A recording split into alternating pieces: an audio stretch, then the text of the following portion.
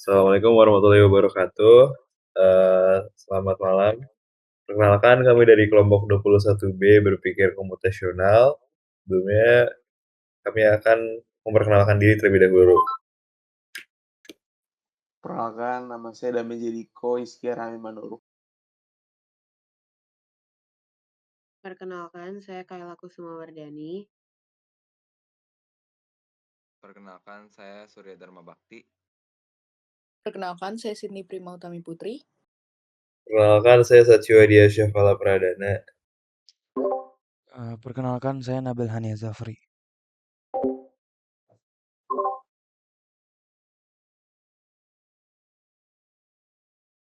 Oke, yang pertama saya akan bacakan tentang decomposition-nya.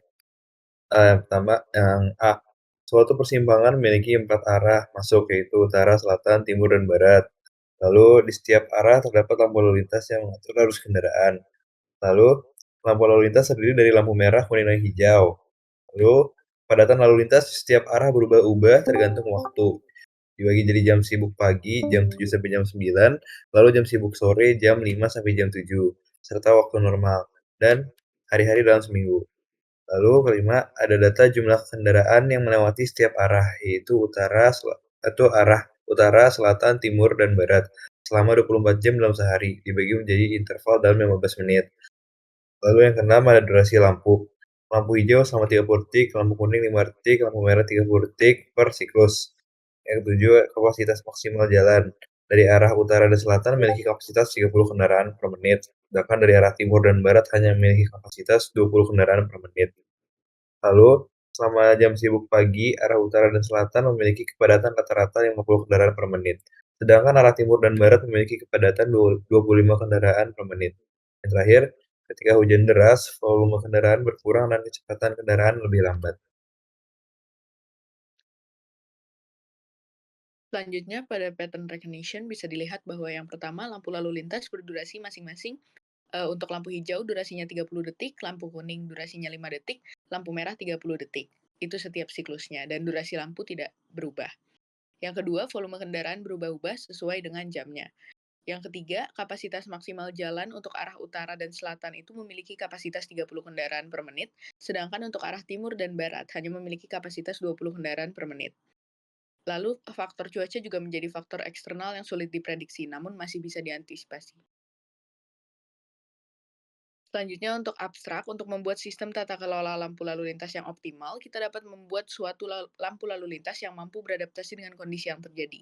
Contohnya, saat jam sibuk, lampu lalu lintas dapat dibuat menjadi berdurasi lebih lama, sehingga nantinya banyak kendaraan yang bisa lewat dalam satu waktu. Selanjutnya, kita bisa melakukan pembenahan dengan pembesaran jalan. Hal ini dilakukan agar kapasitas maksimal jalan juga bisa bertambah. Dengan bertambahnya kapasitas maksimal jalan, akan memperlancar mobilisasi kendaraan yang terjadi. Terakhir, kita bisa melakukan penyesuaian dengan cuaca. Saat hujan, mungkin bisa dibuat durasi lampu menjadi lebih lama. Hal ini karena saat hujan cenderung berjalan lebih pelan, sehingga dibutuhkan durasi lebih lama untuk kendaraan melewati suatu persimpangan. Algoritma.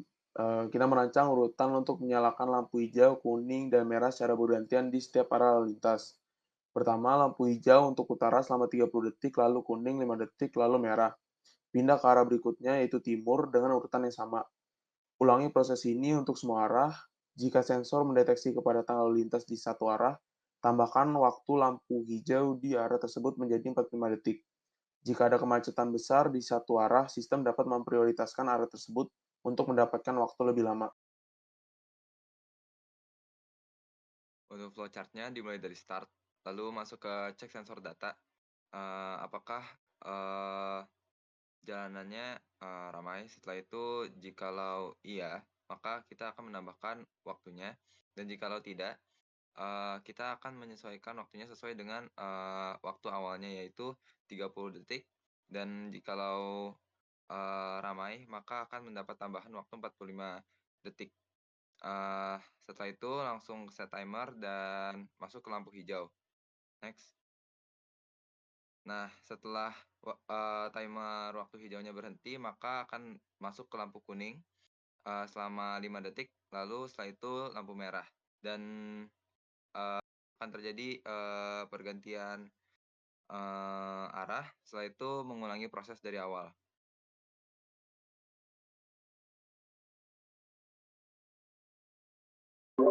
Baik, lanjut ke pseudocode-nya.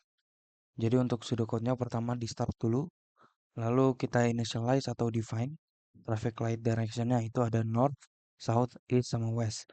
Terus initialize juga default time default buat lampu hijaunya yaitu 30 detik, time default buat lampu kuningnya 5 detik. Dan juga initialize buat direction awalnya itu yang utara atau yang north. Nah, terus kita pakai while loop yang dimana selama sistem running dia bakal terus ngerun. Yang pertama harus cek dulu sensor data buat ngukur kepadatan lalu lintasnya. Nah, kalau lalu lintasnya padat, if current direction has heavy traffic, kita set green light duration-nya jadi duration default ditambah extra time-nya yang dimana extra time-nya 15 detik, total duration-nya jadi 45 detik. Nah, else kalau nggak heavy traffic atau trafficnya yang nggak berat gitu, yang lancar-lancar, itu di set green light duration-nya jadi yang default time atau yang 30 detik.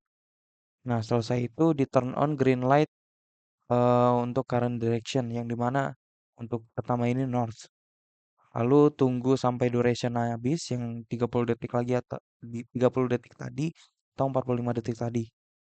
Selesai duration habis, kita turn on yellow light untuk current direction-nya yang north tadi. Lalu tunggu sampai duration yellow light-nya habis yaitu 50 detik, 5 detik. Lalu terakhir kalau yellow light-nya sudah mati dinyalakan red light-nya untuk current direction juga yaitu north. Lalu change current direction to next in sequence. Maksudnya kayak kan pertama north ya, lalu lanjut habis ini ke east. Nah, red light-nya ini akan bertahan selama 30 detik lalu baru lanjut ke yang east. Lalu repeat terus sampai west. Nanti selesai di west, dia bakal masuk ke north lagi. Jadi akan terus berulang. Lalu end. Lalu untuk big O notation-nya, untuk kasus lampu lalu lintas ini yang hanya mengandalkan waktu bergilir, kompleksitas waktu utamanya itu bergantung kepada pergantian arah lampu secara berkala. Nah, pergantian arah lampu secara berkala ini bisa dianggap konstan seiring waktu. Oleh karena itu, jika tanpa sensor atau sistem dasar, setiap lampu yang beroperasi dalam siklus tetap dan urutannya juga tetap, yaitu utara, selatan, timur, dan barat. Kompleksitasnya adalah O atau 1. Terus jika dengan sensor ataupun sistem dinamis, jika kita menambahkan sensor yang memeriksa kepadatan lalu lintas di setiap arah dan menyesuaikan durasi berdasarkan kondisi lalu lintas, maka kompleksitasnya tergantung kepada jumlah arah yang dicek, tetap 4 arah. Yaitu utara tetap 4 arah dan durasi lampu yang bervariasi. Namun karena arah yang dicek tetap konstan, kompleksitasnya tetap O atau 1 meskipun ada penyesuaian dari durasinya.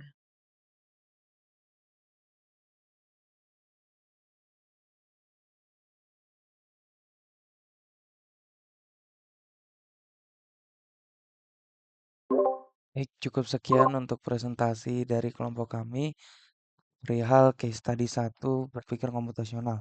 Terima kasih telah menyaksikan. Wassalamualaikum warahmatullahi wabarakatuh.